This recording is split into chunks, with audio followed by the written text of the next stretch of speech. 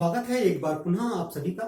मैं हूं आपका जीव विज्ञान शिक्षक और आज के इस वीडियो में हम बात करने वाले हैं स्टेम की, तना या जिसे हम स्तंभ कहते हैं।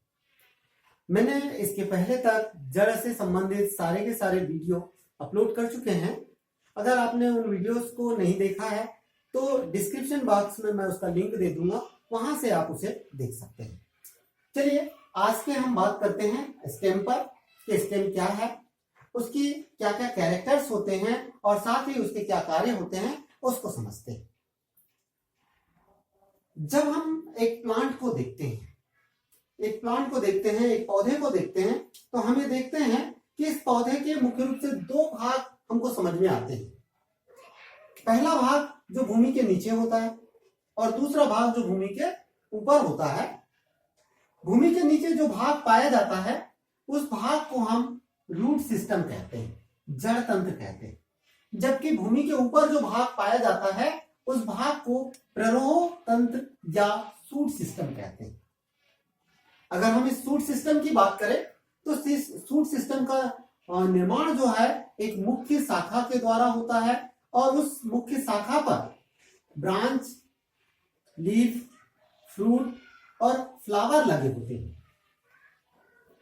और थोड़ी जानकारी हम ले तो हम ये देखते हैं कि जब जो बीज है जब अंकुरित होता है तो उसके दो भाग होते हैं। एक होता है प्रांकुर भाग और दूसरा होता है मूलांकुर भाग।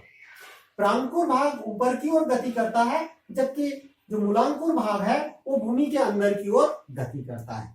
और मूलांकुर अंकुरित होकर ग्रोथ करके जो है वो जड़ का निर्माण करता है, रूट का निर्माण करता है। वहीं जो प्रांकुर भाग है वह विकसित होकर तने का निर्माण करता है।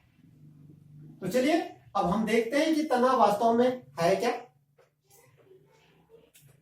तना पौधे का वह आरोही भाग है जो बीज के अंकुरण के समय प्रांकुर से विकसित होता है। ध्यान रखिएगा कि पौधे का वह आरोही भाग जो बीज के अंकुरण के समय प्रांकुर से विकसित होता है तथा धनात्मक प्रकाशानुवर्ती अर्थात पॉजिटिव फोटोट्रॉफिक तथा एवं ऋणात्मक गुरुत्वानुवर्ती अर्थात नेगेटिव जियोट्रॉपिक होता है, तना कहलाता है। इसे एक बार फिर से देखें कि पौधे का वह आरोही भाग जो बीज के अंकुरण के समय प्रांकुर से विकसित होता है तथा धनात्मक प्रकाशानुवर्ती एवं ऋणात्मक गुरुत्वानुवर्ती होता है, तना कहलाता है।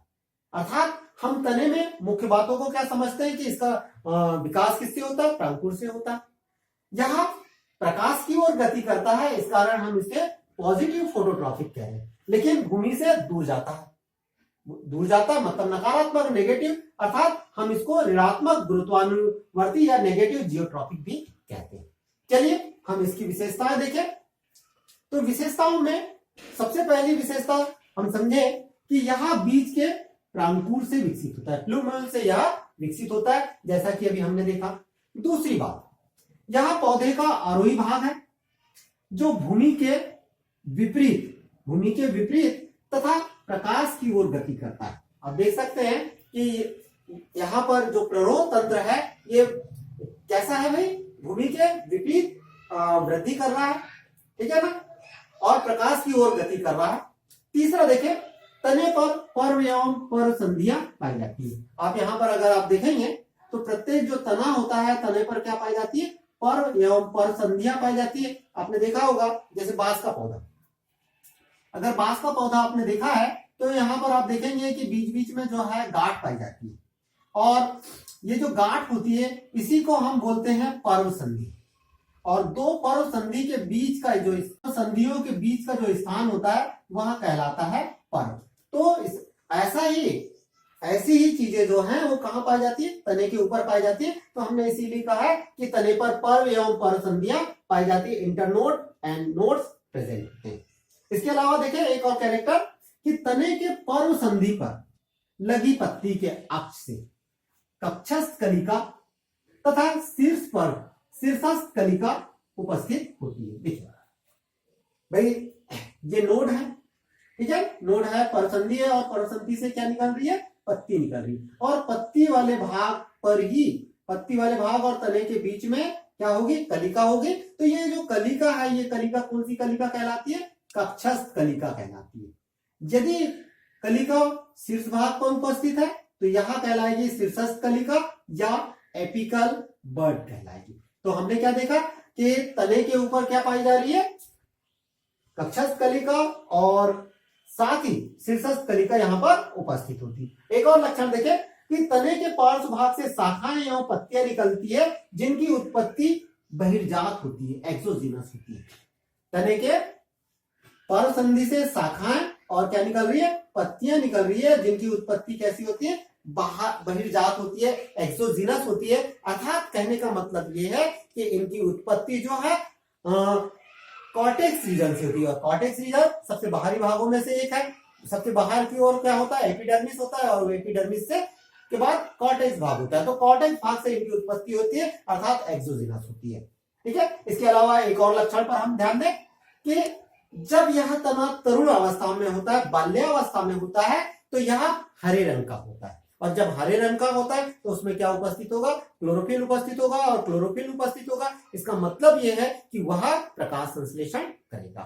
ठीक है। तो अर्थात तरुण तना हरे रंग का होता है तथा प्रकाश संश्लेषण करता है। चलिए देखिए, आप लोगों ने यदि कभी ककड़ी का बेल देखा हो तो आप पाएंगे कि ककड़ी के बेल पर धागेनुमा संरचनाएं पाई जाती है, पतली पतली धागेनुमा कांटेनुमा संरचनाएं पाई जाती है, जिनको रोम कहा जाता है। ठीक है। तो इसका मतलब क्या हुआ, इसका मतलब यह हुआ तने पर बहुकोशिकीय रोम उपस्थित होते हैं। ध्यान रखिएगा, तने पर क्या होते हैं, बहुकोशिकीय मल्टीसेलुलर हेयर प्रेजेंट होते हैं। इसके अलावा एक और लक्षण की हम बात करें, तना कैसा होता है भाई, बेलनाकार होता है, सिलेंड्रिकल शेप होता है, एंगुलर होता है, कोणीय होता है, और साथ में कभी कभी जो तना है वो फ्लैट हो जाता है, फ्लैट होता है, जैसे आपने देखा होगा नागफनी का तना। ठीक है। चलिए, तो आपको ये कैरेक्टर समझ में आ गया होगा, उम्मीद करता हूं कि सबसे पहला देखें ये बीज के प्रांकुर से विकसित होता है। दूसरा कैरेक्टर हमने देखा कि ये आरोही भाग है और साथ ही भूमि के विपरीत तथा प्रकाश की ओर गति करता है। इस पर पर एवं परसंधियां लगी होती है। ठीक है। परसंधियों से क्या निकलती है, ऑक्सिलरी बर्ड्स निकलती है, और इसके शीर्ष भाग पर जो है एपिकल बर्ड उपस्थित होती है। वहीं पर इसके पार्श्व भाग से शाखाएं एवं पत्तियां निकलती है जिनकी उत्पत्ति कैसी होती है, बहिर्जात होती है। तरुण तना हरे रंग का होता है और जो प्रकाश संश्लेषण में सहायता करता है। चलिए, इसके अलावा अब हम बात करते हैं कि तना का कार्य क्या होता है, तना क्या कार्य करता है। जब हम तने के कार्य की बात करते हैं तो सबसे पहली चीज तो हमको ये समझना चाहिए कि तने के ऊपर क्या लगी रहती है, शाखाएं लगी रहती है, लीफ लगी हुई होती है, फ्लावर लगे होते हैं, और साथ में क्या लगा होता है, फल लगे होते हैं, फ्रूट लगे होते हैं। तो तने के ऊपर शाखाएं, पत्तियां, पुष्प एवं फल लगे होते हैं। इन्हें आधार प्रदान करने का कार्य तना के द्वारा किया जाता है। ठीक है। अर्थात यांत्रिक सहारा ये प्रदान करने का कार्य करता है। तो सबसे पहला काम क्या हो गया, तने पर लगे हुए विभिन्न भागों को यांत्रिक सहारा प्रदान करता है। दूसरा देखिए, अगर हम कार्य की बात कर रहे हैं तो आपको मालूम है लीफ क्या कार्य करती है, लीफ कार्य करती है प्रकाश संश्लेषण का, फोटोसिंथेसिस का कार्य करती है। अर्थात पत्तियां अपने भोज्य पदार्थ, पौधे जो है पत्तियों की सहायता से भोज्य पदार्थों का निर्माण करता है। लेकिन पत्तियों का निर्माण तो पत्तियों के द्वारा भोज्य पदार्थ का तो निर्माण हो रहा है, लेकिन इसके विभिन्न हिस्सों तक पहुंचाने का कार्य कौन कर रहा है, फ्लोएम। ठीक है। तो यहां पर देखिए कि यह भोज्य पदार्थों का परिवहन फ्लोएम की सहायता से करता है। ठीक है। दूसरा काम समझ में, दूसरा काम क्या है कि यह पत्तियों के द्वारा निर्मित भोज्य पदार्थ को फ्लोएम की सहायता से विभिन्न हिस्सों तक पहुंचाने का कार्य करता है। तीसरा कार्य देखें, जड़ का काम क्या होता है भाई, जड़ का काम होता है मृदा में उपस्थित जल तथा खनिज लवणों को अवशोषित करना, एब्जॉर्ब करना। लेकिन इनको विभिन्न हिस्सों तक पहुंचाने का काम कौन कर रहा है, इसको विभिन्न हिस्सों तक पहुंचाने का काम करता है जाइलम। जाइलम वेस्कुलर टिश्यू के द्वारा किया जाता है। अर्थात यह जाइलम की सहायता से जल एवं खनिज लवण का संवहन करता है। तीसरा काम समझ में आया कि तना क्या काम करता है, यह जाइलम की सहायता से रूट्स के द्वारा, जड़ों के द्वारा अवशोषित जल एवं खनिज लवण को शरीर के विभिन्न हिस्सों तक पहुंचाने का कार्य करता है। चलिए देखिए आगे, हम देखते हैं कि तरुण अवस्था में यह कैसा होता है, हरे रंग का होता है, और जब हरे रंग का होता है तो प्रकाश संश्लेषण का कार्य करता है। साथ ही देखिए भोज्य पदार्थों एवं जल का संग्रहण करने का कार्य करता है। आप देखे होंगे कि जो जीरोफाइटिक नेचर की पत्तियां होती है, मरुस्थल में पाई जाने वाली पत्ती होती है, वो मोटी होती है, मांसल होती है, अर्थात उसके अंदर भोज्य पदार्थों के साथ साथ जल का संग्रहण भी होता है।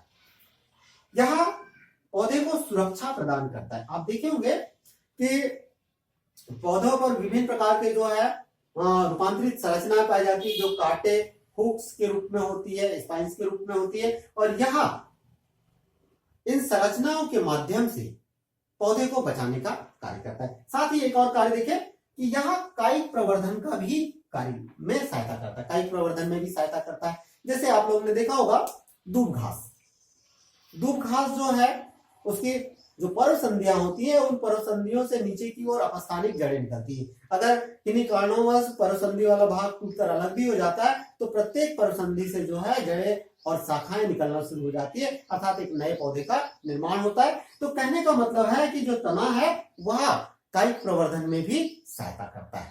उम्मीद करूंगा कि यह वीडियो आपको पसंद आएगा। यदि यह वीडियो पसंद आए तो इसे शेयर करना ना भूलें।